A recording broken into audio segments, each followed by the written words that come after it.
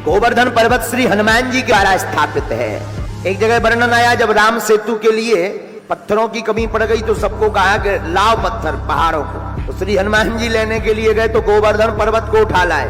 ले जा रहे थे, तब तक रास्ते में राम जी ने खबर भिजवाई कि अब पूर्ति हो गई, इसको रख दो। तो गोवर्धन पर्वत को ब्रज में जाकर के स्थापित कर दिया। तो गोवर्धन पर्वत बड़ा निराश हुआ, बोले हम तुम्हें श्राप दे देंगे, तुमने कहा था राम जी के दर्शन होंगे, चलो।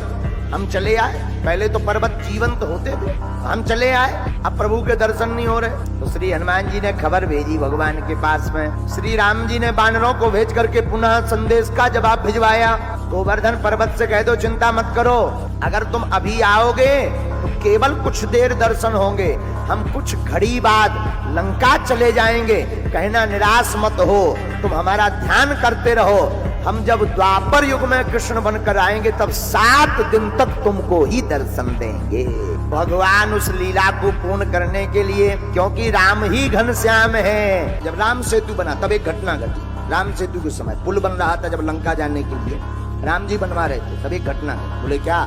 पत्थर राम राम कह करके जैसे ही पानी में डालें तो पानी में उतराने तो लगे, पर पानी में पत्थर डालने पर दोनों इकट्ठे ना हो। और जब तक पत्थर आपस में जुड़ेंगे नहीं, पुल कैसे बनेगा? पुल तो तभी बनेगा जब आपस में जुड़े।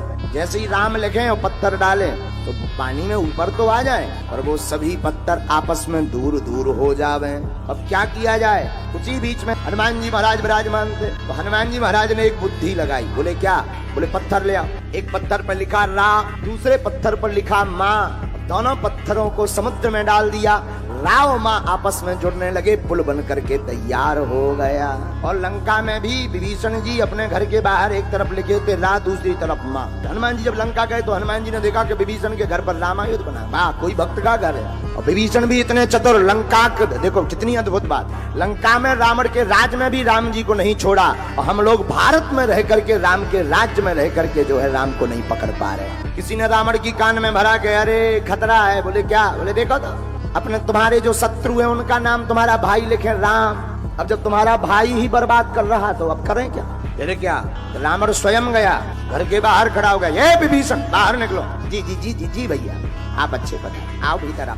नहीं नहीं भीतर नहीं आना, ये बताओ हमारे दुश्मन का नाम राम लिखे। अरे भैया लगता तुम्हारी बुद्धि सटे आ गई, हमने राम नहीं लिखा, आप ही का नाम है। रावण बोला इसमें हमारा नाम कहाँ नजर आ रहा है? ये तो स्पष्ट लिखा राम, इसमें हमारा नाम कहाँ है? विभीषण जी बड़े चतुर, बोले एक तरफ आपका और भाभी जी का दोनों का मिलाकर नाम है, एक तरफ रा से रावण, दूसरी तरफ माँ से मंदोदरी। रावण भी इतना खुश हुआ, 10 मुंह से हंसने लगा। बोले सुनो, आज के बाद सब अपने अपने घर पे लिखवाओ।